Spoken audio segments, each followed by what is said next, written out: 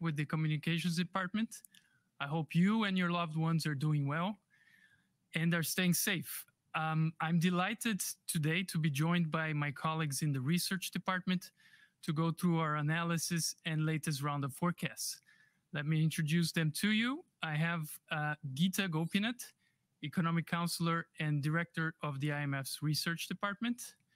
Gianmaria Milesi Ferretti, Deputy Director in the IMF's Research Department. And joining us remotely is also Mauhar Naubar. He is the Division Chief in the Research Department. Thank you all for being with us today. Gita will have some introductory remarks, and then we'll be happy to take your questions. With that, Gita, the floor is yours. Thank you, Rafael.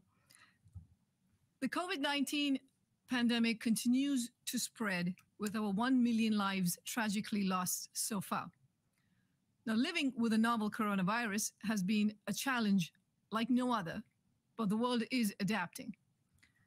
As a result of eased lockdowns and rapid deployment of both monetary and fiscal policy support, the world is coming back from the depths of its collapse in the peak of this crisis, which was the first half of this year. Employment levels have partially rebounded after having plummeted to historic lows. That said, this crisis is far from over. Employment remains well below pre-pandemic levels, and the labor market is increasingly polarized, with low-skilled workers, youth, and women being harder hit.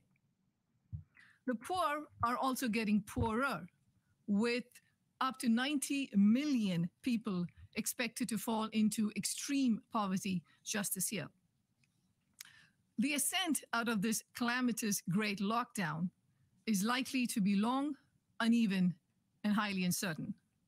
It is therefore essential that fiscal and monetary policy support are not prematurely withdrawn as best possible. In our latest World Economic Outlook, we continue to project a deep recession in 2020. Global growth is projected to be minus 4.4%, which is a small upgrade from June. This upgrade owes to somewhat less dire outcomes in the second quarter, as well as signs of a stronger recovery in the third quarter, offset partially by downgrades in some emerging and developing economies.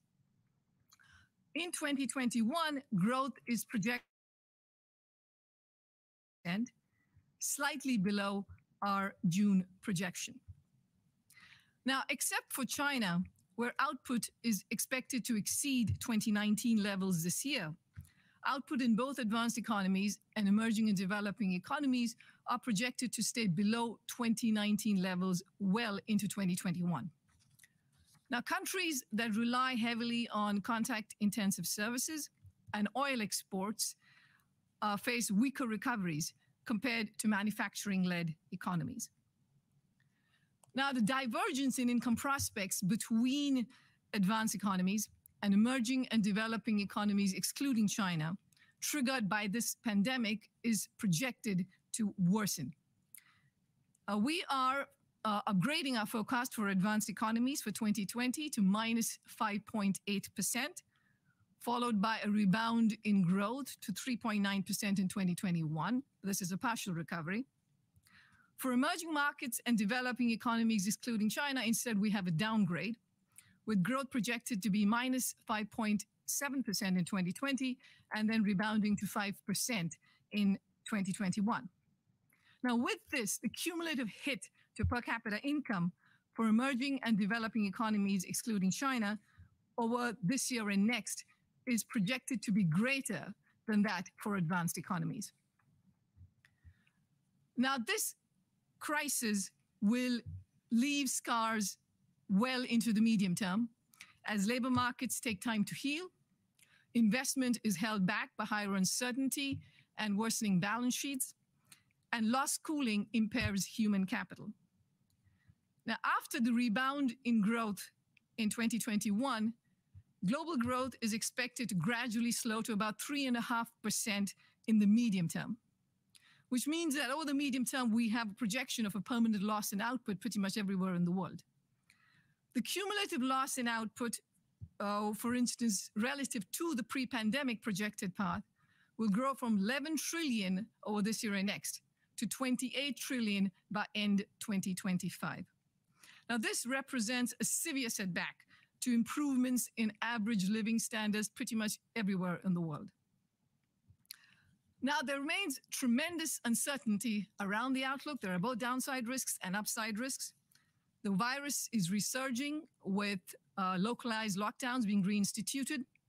Now, if this worsens and prospects for treatments and vaccines deteriorate, the toll on economic activity would be severe and likely amplified by severe financial market turmoil. Now, growing restrictions on trade and investment and rising geopolitical uncertainty could harm the recovery. Now, on the upside, faster and better news on treatments and vaccines or further policy stimulus can significantly improve the outlook. Now, considerable policy support has already been put in, fiscal support of up to 12 trillion, many actions by central banks around the world, and that has helped to save lives and livelihoods and prevented a financial catastrophe.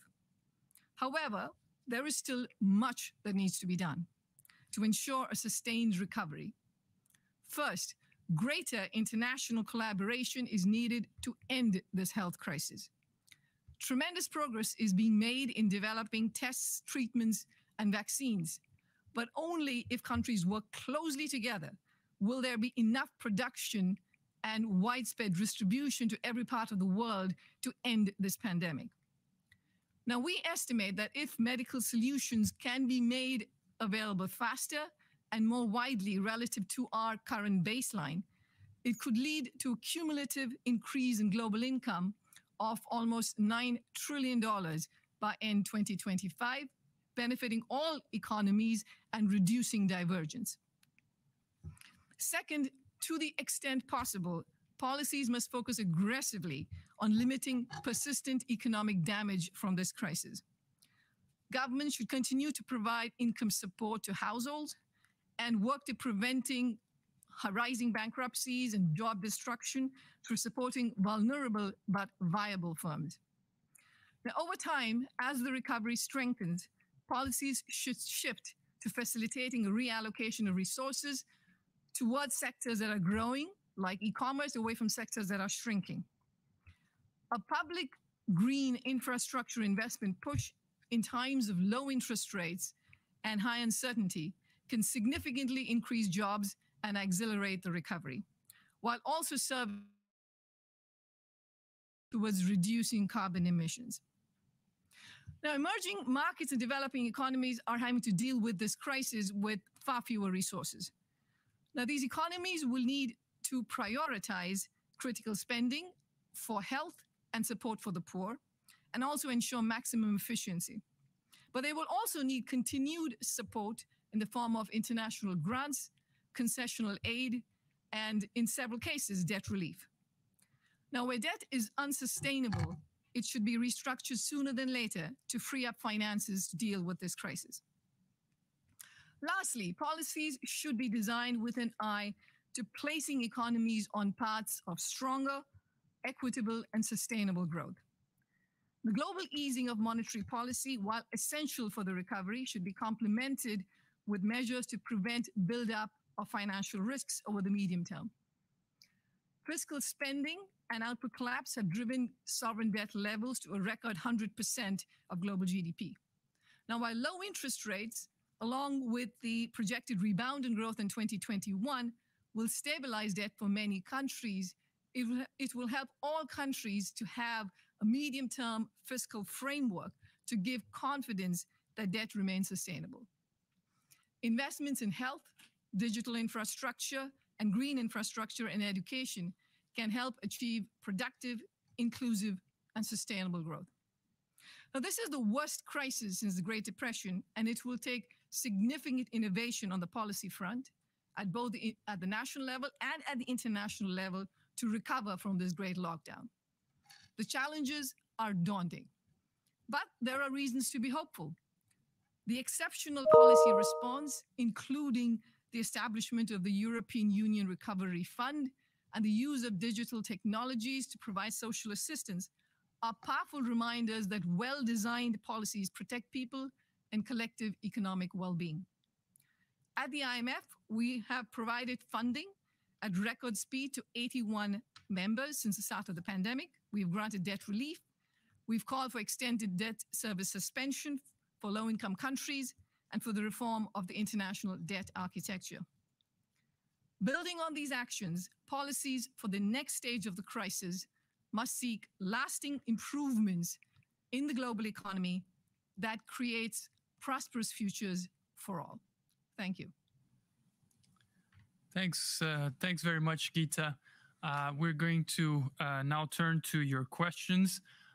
We've received a number of